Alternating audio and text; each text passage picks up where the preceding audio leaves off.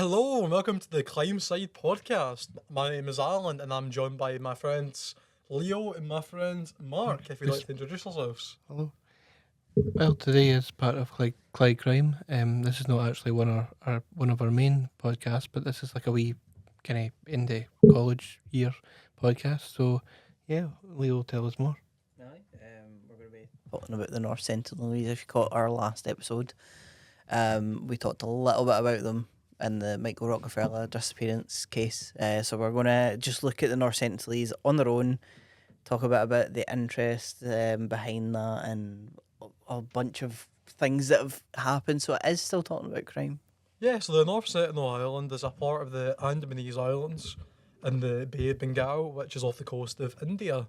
The island is home to the Sentinelese, one of the last uncontacted indigenous people on Earth. So if you don't know what that means, that basically means they're a group of people who haven't been contacted. So in that sense, it means like they've got their own society, they've got their own culture, way of life, their own way of producing food, water, their own way of living that is totally isolated from the outside world. And that's the fascinating thing about them. They live as if the way people did, like, what, thousands of years before, well, calendar day, I don't know what you call it, BC, whatever, like before Christ. I don't know if there's like a way to say that without bringing so much religion into it. No. Like, you know what I mean? Like very prehistoric times. Yeah. And over the years, there's been many attempts to contact these people.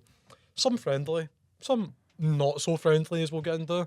But it's just a very interesting place. So the geography of the island is it's a dense tropical forest with no roads, no ports, or any general infrastructure. The most they've got is a few like sort of huts that they've made with like natural resources and like fires and maybe like a few shipwrecks. Other than that, there's not much on the actual islands. It's roughly 60 kilometres in size, square kilometres. I don't know how big that is. Pretty big, I'd imagine. Quite big. Yeah.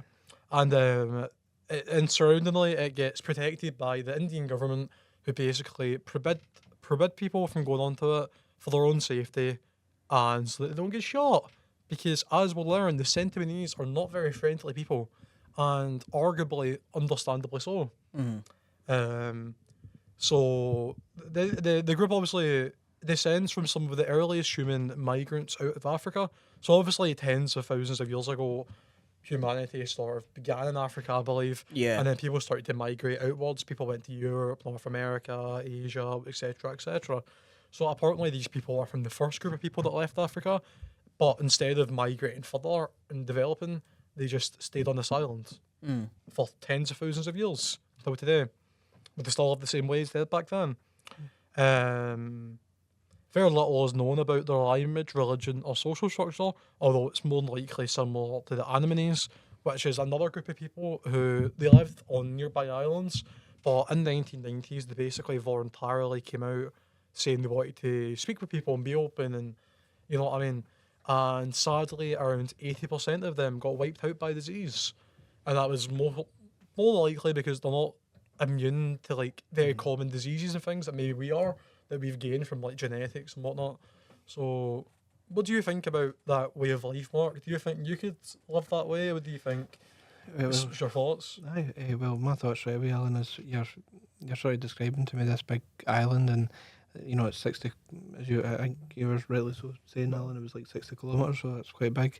So I'm picturing like a kind of Tom Hanks kind of Castaway. You've got this island, and sort of obviously these people have been living that way for thousands of years, and obviously they must be doing something right, because obviously, you know, thousands of years is, you know, it's a lot of time to be bored, if you know what I mean. So obviously they must know what they're doing, and you know, eat off the land, and you know how to gut fish, and I think it's something that would take time to get used to, because it would turn certain people's stomachs. But then, you know, if that's all they're used to doing, then I think that would kind of pass over quite quickly, because it's their way of life, you know. No, definitely. I think that's interesting. Like, obviously, like you're saying, they're self-sufficient. They get their own food, they get their own water and all that. I'm sure that will just be things that they'll learn from generation to generation and what. I don't know how much like knowledge they can keep. I don't know if they can like document things. Like obviously like with cavemen, for example, they could draw things on walls, and that could like record history kind of thing. I don't know how much like that kind of stuff they have. I don't know. Obviously they've got basic tools. They've got like pickaxes, they get bows, and that. They get weaponry. Yeah. Like they are advanced to an extent. It's just how advanced we don't know. So obviously I asked Mortar his kind of general thoughts. What do you think about the kind of like idea of living this way, and what do you think? I think it's quite freeing. I think it is kind of romanticising all these tribes and that, and I don't want to I'm trying not to romanticise it too much, but there is something great that sounds great about just, you're not Western standards of like modesty and like, oh, you should feel shame for this and that and wear clothes, like just running about like and whatever, like they wear very little. They're not ashamed of wearing very little. They like Mark said, they're self-sufficient. And you're not worried about like what your social media page and all that looks like. You're just living. You're just doing things. And they obviously they must have a culture, because everyone has a culture. So they might dance and things like that. So it just, I don't know. It sounds to me like it's just a nice, easy way of living. Well, one thing that confuses me about the island is the concept of warfare. So obviously they have bow and arrows, they have arrows on standby. Is that for the only purpose of protecting their island from outsiders, or are those bows there because they've got internal conflicts? Like obviously, like there was a female missionary that went, and she like gave a child a coconut, and they like had a brief encounter, and then there was like so people have gone to the island and like friendly like communicated with them. Then there was the YouTuber who we'll speak about more in a little bit. He said that one of the children shot an arrow at him. So even the children are armed. So is that really because of protection, or is that because there's like internal fighting kind of thing?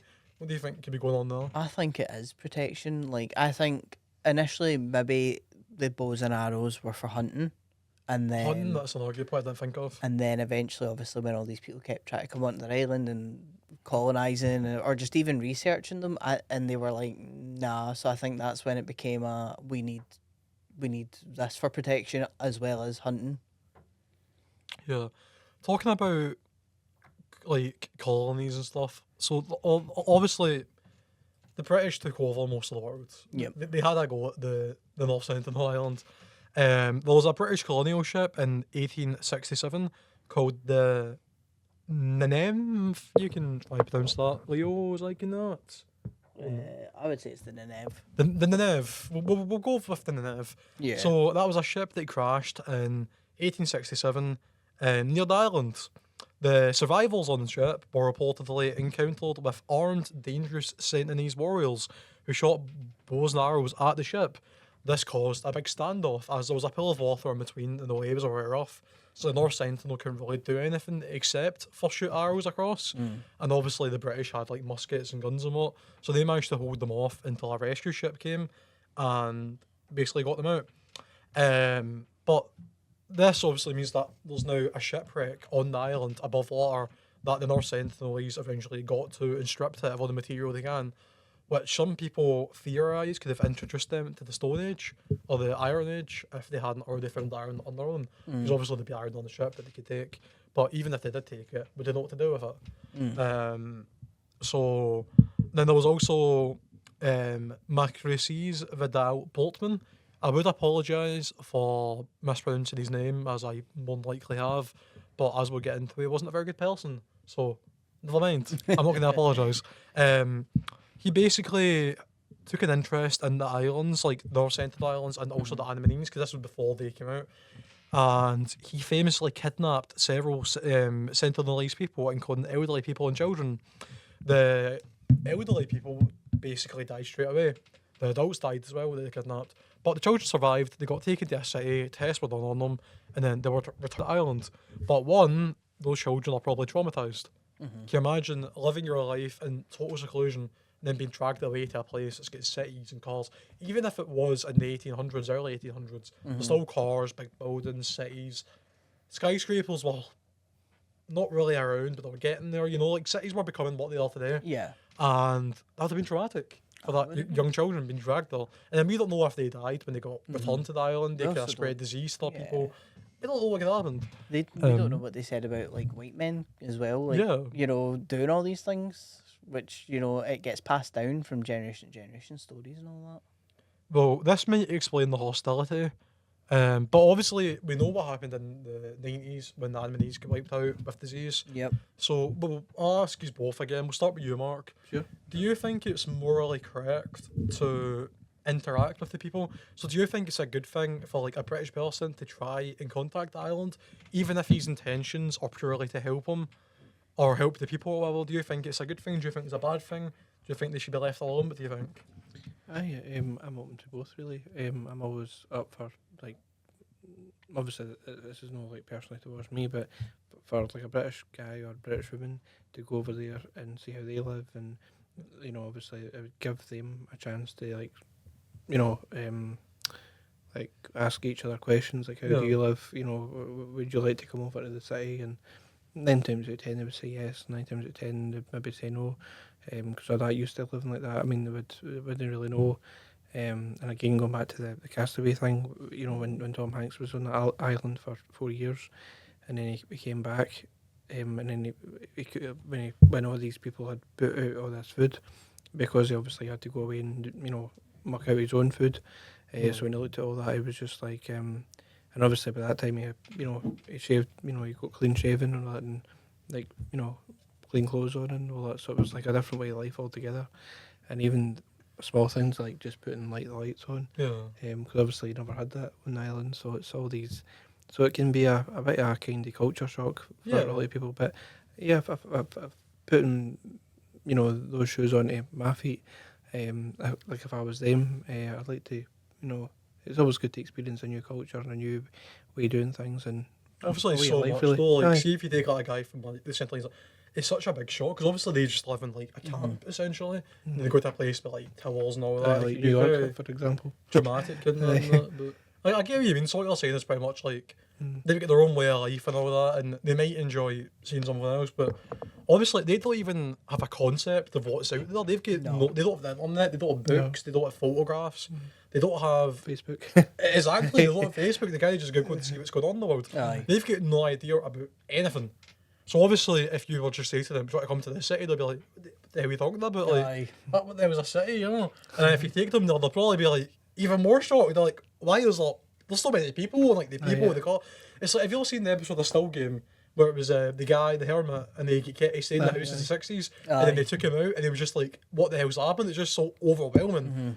It'd be like out that times a million, you know. out in a boot. Aye, Archie's. That's what that episode was. Aye. So what do you think? Do you think it'd be too overwhelming, or do you think it'd be a good thing for them to intermingle, or do you think the diseases is too much of a risk? I think morally it's wrong to come and be like, I'm on. Let's make you modern. Like they've made it clear, no, they don't want it. Just morally, it's incorrect to take someone away from their way of life, and to force them to like live the way we live, just because we don't like the fact that their island has been uninhabited by anyone else other than the North Sentinel. I don't know.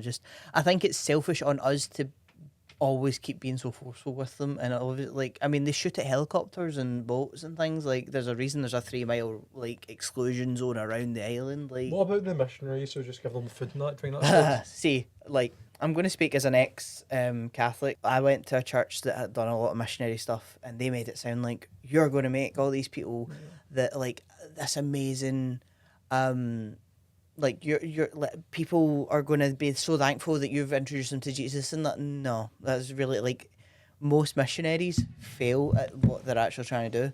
They only introduce clothes to like a lot of these tribes, or like technology like iPhones and things.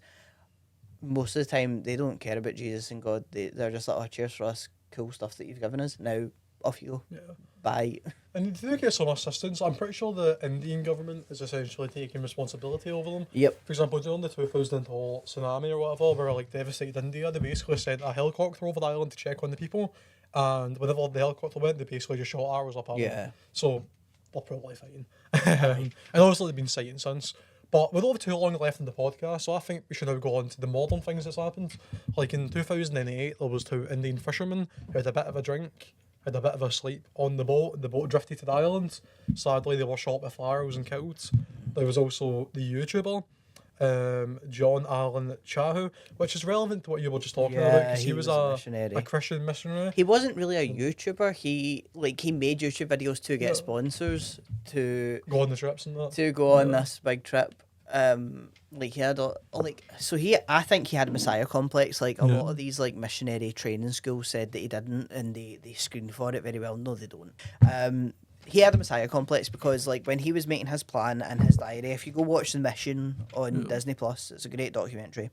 He says like, I will listen to the people's stories and what they believe in, and then turn that around to make sure they understand that Christ is king and Christ is important. And it's like, well, no, because like you can't. And he just like everything. He wanted to be an adventurer, so I don't understand why he didn't just be an adventurer, just go rock climbing and all that, do all that. I've seen the Lord Miles guy. He's a Christian adventurer who pretty much, he was in like Kabul when the Taliban fell. His dream is to go to North Sentinel Island. His plan is to get a full suit of armour and a bag of coconuts. Is he not banned as well? He's banned from India due to these plans. He's not allowed in the entire country just because they know he wants to go to the island. What was that Christian guy? I'm pretty sure he illegally went to the island once. Yep.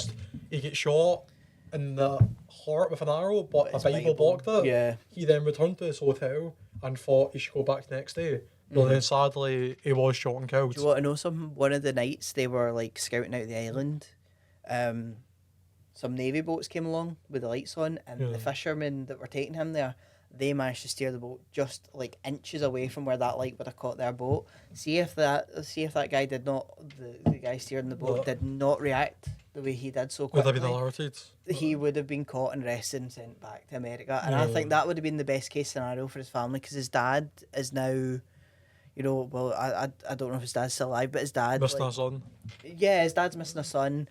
You know, he's dropped his Christian faith because he's like, my son was brainwashed by it. So I and it's quite sad because he came from like, he was a Chinese immigrant and things, and he fought really hard to get where he was as a doctor. And it breaks my heart knowing that this guy, like, just everything he believed in was just dropped. Because what did they expect? The missionary, did they think it was going to go there and they were going to like take his Bible? He really thought like he could sit. So apparently it was documented that they greet each other by sitting on each other's laps. I don't know where that's been picked up from. So he was going to sit on the island cross-legged in just his underwear and like let them come and greet him. Sorry for that. No, but no, just when you were saying there, Alan, you know, it's every culture's different, and it's like learning different. It's like going to France, you would need to maybe know some French, but then I think there's English people everywhere really. But yeah, I think you've just got to kind of, you know, take it as it comes along and try to deal with the situation, because obviously every, you know, acts differently in different cultures and different ways, so different societies of course. Yeah. So, well, sorry about that, Leo. No, you're right. Well, I think we pretty much covered most of the stuff we want to. I think it's a pretty interesting place. I think it really is. It'd be a cool place to know more about, but I don't really think we're going to know more about it. We had that YouTuber that was arrested last year as well, because he neo-Orientalist. I'm not going to try and pronounce his full name because I'm going to butcher it. But last year in March, he illegally went to the island and left a can of Diet Coke and a coconut, and then took some sand. And now I think he's got prison time. Is he Indian? No, he is American. Where's he imprisoned? In India? He is imprisoned in India. He is not being extradited. Just because like the crime is in India. Yeah. Well, Mark, what do you think about it overall then? So let's just say, like, how do you think the people have lasted so long, etc., etc., without, do you think we'll ever know, like, the history of the island, or do you think they'll ever mingle with the rest of society?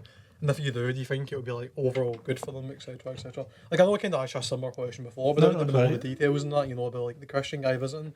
What do you think the future holds for the island? Well, going back, Alan, there, just as you were saying, that kind of, I'll sort of rephrase it a wee bit. Yeah, I think going back to obviously the Christian guy going over and the mercenaries and all that. I think I wouldn't say they're trying to force them. I think what they're trying to do is they're trying to say, well, there is more to life than this. But I think it all depends how people take it. But I know if I was on the island and if I was in that way, but obviously everybody's different. Everybody's got their own take on things, of course. But I would be sitting there going, well, even if I don't like it, I'll have tried. Going to a big city or going to or even like have a house there, so you maybe spend half the year there and half the year back in the island. But as I say, this is all hearsay. This is just what I kind of think, but it's not to do with me, of course. It's to do with those other people. But if I could summarise it up, really, it's always good to look at other cultures and how they live and how they do things and how they eat. And as Leo said as well, some dance as well, and that's just their heritage and what they do. And I think it'd be quite an interesting thing. I think what you're saying is, like, I get what you're saying, that they should be open to experiencing more, but you have to remember, like, they don't know anything about what's out there. And even then, like, let's just say, like, there's a North Sentinel Island guys, like, I really want to go see the city. They're just not immune to, like, the diseases and all that. It's just a sad situation. They're risking themselves to so much if they do open. Like, for them to integrate into, like, modern day society, they would have to do it extremely slowly. Easier said than done, I suppose. No. That's why I think missionaries are so you're saying about, like, having a house there, like, half the year. And so do you think one day people are going to, like, take over the island and, like, build houses and that on it? I think all the homes will go up. Because I think they're going to a big construction project, wouldn't it, against stuff like that. I think they'd have to wait till the tribe is gone. Yeah. And I mean, even in Papua New Guinea, the tribes were, like, they have accepted contact and they've got, like, phones and all that. Even they still live in the little, like... They like their own little area. Not because they don't have the technology to build houses now, but they just like their way of life. But their way of life is also kind of a lot of the younger ones in their tribes are like coming to the cities and things now. Like the Amish, there's a lot of Amish people coming yeah, like the Amish way of life is dying out too. Like it's very, not funny, but it's also crazy how like you've had all these societies and that different societies that don't do electricity and things, and then all the younger ones are like, you know what? Actually, I kind of. We want Fortnite and we want AI Fortnite rubbish and TikTok and whatever else. Like, so just to end off the podcast then, so like I asked Mark, what do you think the future of the island's going to be? Do you think things will just continue the same? I hope it would, yeah. But also, like, there's only so much you can do to keep your population going, and before you introduce illnesses and things, like through like your population and whatnot. And if people keep sneaking onto the island the way they are, they're going to catch a disease eventually, like that guy leaving a diet can of Coke. I'm surprised that it has not wiped out the island. You think they drank it? Know. Well, I mean, sugar could kill them. We don't know because they've never had like sugar. They've never had a fizzy juice. Oh my! Like, what could it do? They must be healthy. Ignoring the fact that they don't have antibodies to like stuff, they must be healthy. Oh, aye. I've got another kind of fun question, Mark. Let's just say they're sitting here, and you're a Christian mercenary, and you're planning to go to the island to spread the word of Jesus Christ. How are you planning on getting to the island? And you get there, what's your argument to try and get these people to accept Jesus into their life? Yeah. All right, that's a big one.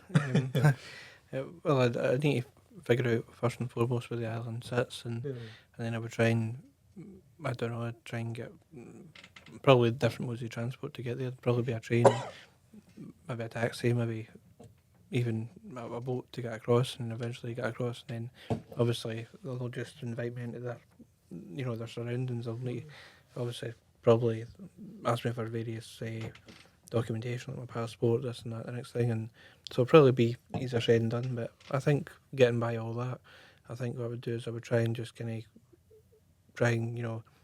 not a stick so much, but try and get like their attention kind of thing, and say, look, I've got something to say. I don't know if there's been English people around, but just try involve them that there is such a thing as Jesus, and just say what would he want kind of thing, and just kind of try and like translate anybody or transition anybody or whatever, but just kind of say that there is goodness in the world, and just like give them the knowledge of it and like the cultural knowledge. I like all the goodness, of course, like good stories, and just sort of not putting anything into people's minds or that, but just like or not even reinforcing the idea, but just kind of like here's something to think about kind of thing, a recap. If you know what I mean? I like the missionaries who go over with the purpose of like helping them. I don't really like the ones who are like, you believe in Jesus now, you're a Christian. That's culture, forget it. But see the ones who are like come over, they're just like, here, you want some fresh water, some food. Just here's a that's wee bit of mainly help. what missionary Yeah. work is nowadays. Like in Mexico and things, they help Yeah. like repair houses and things. And 'cause it's, that's like, the really, good like, missionary work because that's Mexico actually is what like Jesus a would have wanted. ridiculously Christian country. Oh, yeah. I'm gonna guess that's like they go to like, the That's- old villages and that, and like give them like food and all that. Yeah. But Yeah. like, yeah, there's a lot of missionaries that still want to go Yeah. to all these tribes and be like, "We're going to convert you to Christianism," and it's like, why? That's why I think Why? with my own personal, I know I've asked you both. I think it's good to give them help if they need it. Like after that big tsunami, whatever it's called. Oh yeah, I think it's good to check up on them. Maybe they could have like dropped food down. Oh, they didn't do that in real life. Maybe they Like could wee have. shoe boxes, Yeah. tins and things. Yeah, just like help them out in that. But like, I think fully integrating with them is not good for them because No. they're going to be wiped out, and obviously that's not what anyone wants. No. But very interesting place, very interesting people. Hopefully, this has been an interesting podcast. Thank you very much, everyone, for listening. We Thank hope you. you've enjoyed this episode. Thanks very much. Of Clyde Crime. Before I say any goodbyes or anything. I've been Thank you. I've been Mark Dodds. I'm Leo. I'll see you next podcast episode. See you next time. See you next